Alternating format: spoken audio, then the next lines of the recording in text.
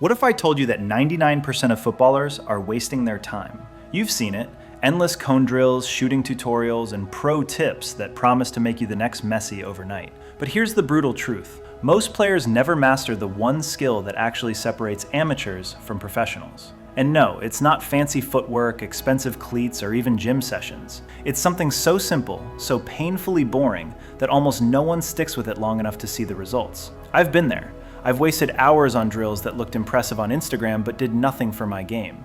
Then I discovered the 30-minute wall drill, the same drill used by street players in Brazil, Argentina, and the toughest academies in Europe. It's not sexy, it's not viral, but it works. And today, I'm going to show you exactly how to do it, if you're brave enough to commit. The problem with modern football training. Open Instagram or YouTube, and what do you see? Cone drills, trick shots, and secret agility exercises. The problem? Most players jump from drill to drill without ever mastering the basics. They want to dribble like Neymar before they can control a simple pass. And that's why 80% of youth players quit. They don't see progress fast enough. I'll admit it, I was one of those players. I'd spend hours on flashy skills, only to lose the ball in a real game because my first touch was inconsistent. The pros? They don't train like this. They focus on one foundational skill before anything else.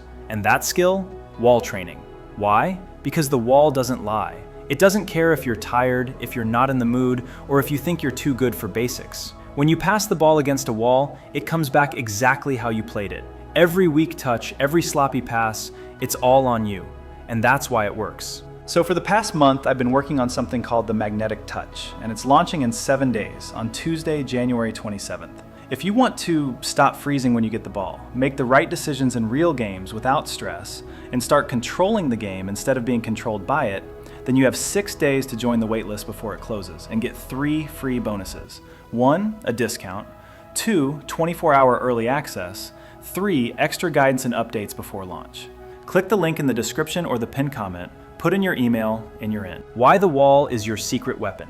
Let's talk about Brazil. In the favelas of Rio, kids didn't have academies, personal coaches, or expensive equipment. They had walls. And that's how they developed the sharpest touch in the world. Players like Ronaldinho, Ronaldo, and Neymar didn't start with fancy drills. They started with a ball and a wall. Science backs this up.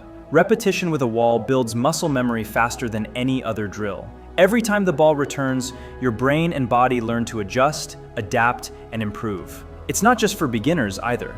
Even pros like Kevin De Bruyne and Lionel Messi still use wall drills to stay sharp. But here's the catch. The wall exposes your weaknesses. If your touch is sloppy, the wall will show you. If your weak foot is terrible, the wall will punish you. And that's why most players avoid it. They'd rather do flashy drills that hide their flaws than face the brutal honesty of a wall. The 30-minute foundation, revised. Here's the challenge. 30 minutes a day, every day, for 30 days. Let's break down the mechanical foundation. This isn't about being fancy, it's about being perfect. First 10 minutes, ground control, the metronome. Focus entirely on the ground. Pass with your right, receive with your left. Pass with your left, receive with your right. The goal, 100 passes without a dead ball. The focus, locking your ankle.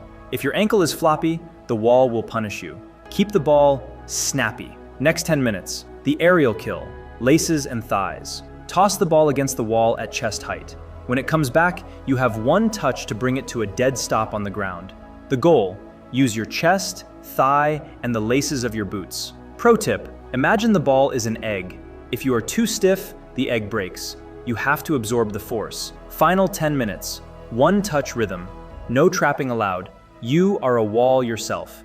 Every ball that comes back must be sent back immediately. The goal, build the instinct of one-touch play. This is what makes players like Xavi and Busquets impossible to press. The 3 elite variations, the replacements. Once you've mastered the foundation, you'll reach a plateau. That's where these 3 variations come in. These aren't just drills, they are brain training exercises designed to increase your football IQ. Variation 1, the shoulder check wall pass, replaces no look. Instead of just closing your eyes, you're going to simulate a real match. The move. As soon as the ball leaves your foot and heads toward the wall, you must turn your head and look over your shoulder at the field behind you. Then, snap your head back just in time to receive the ball. Why it works. In a pro game, you never look at the ball while it's traveling. You look for defenders. This drill trains your brain to map the field while the ball is in motion. Variation 2, the blind turn, replaces weak foot only. We are going to use the wall as a teammate who is giving you a bounce pass, the move. Stand with your back to the wall. Toss the ball over your head against the wall. As it hits, you have to spin 180 degrees, find the ball, and kill it before it bounces twice. Why it works. This builds reactive agility.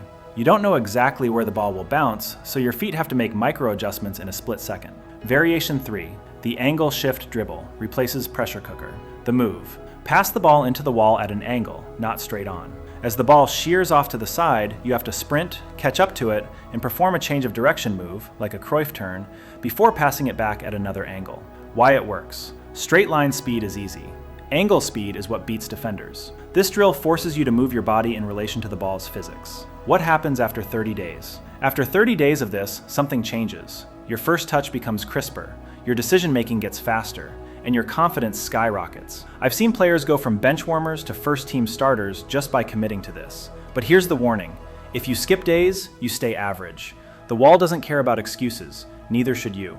So, will you be the 1% who lasts, or will you quit like everyone else? Let me tell you about Jamal, a player I trained with. He was average, decent skills, but nothing special. Then he committed to the 30-day wall challenge. By day 20, his touch was noticeably sharper. By day 30, his coach moved him to the first team. Why? Because consistency beats talent when talent doesn't work hard.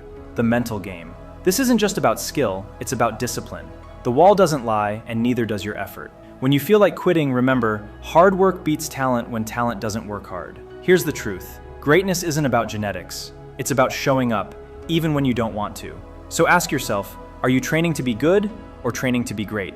Because greatness starts with 30 minutes a day. No shortcuts, no excuses. One wall, 30 minutes, 30 days. That's the difference between amateurs and pros. So here's your challenge. Start today. Drop a comment with day 1 if you're in. I'll check back in a month to see who's still standing.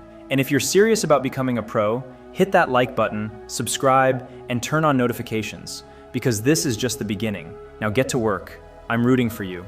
Will you be the 1% who lasts? And if you're serious about going pro, don't forget to join the waitlist. And if you do, I will see you there.